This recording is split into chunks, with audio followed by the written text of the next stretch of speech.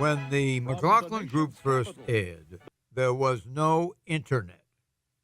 We, the public, were still over a decade away from internet access. Today, the internet offers information that is almost infinite. Likewise, business and social opportunities on the net. But there's another side to the coin. In recent months, terms like cybercrime and cyberterrorism have gained ubiquitous media coverage. Whether the hacking of major corporations like Sony Pictures, or the effort by jihadists to recruit terrorists towards violence, or the schemes by organized criminals to steal personal information stored online, or to share illegal material beyond police investigators, humankind is learning that there's a dark side to the internet.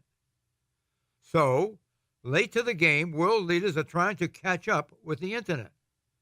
This week, British Prime Minister David Cameron met with President Obama to discuss internet crime.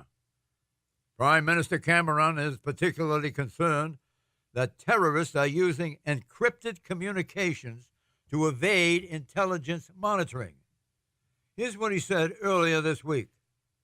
In our country, do we want to allow a means of communication between people which, even in extremis, with a signed warrant from the Home Secretary personally, that we cannot read? Now, up until now, governments of this country have said no, we must not have such a means of communication. That is why, in extremis, it's been possible to read someone's letter. That is why, in extremis, it's been possible to listen in to someone's telephone call. That is why the same applies with mobile communications. Let me stress again, this cannot happen unless the Home Secretary personally signs a warrant. We have a better system for safeguarding this very intrusive power than probably any other country I can think of. But the question remains, are we going to allow a means of communication where it simply isn't possible to do that?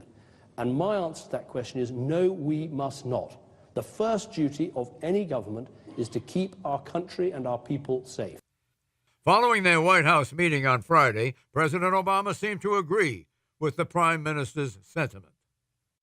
Given the urgent and growing danger of cyber threats, we decided to expand our cooperation on cybersecurity to protect our critical infrastructure, our businesses, and the privacy of our people.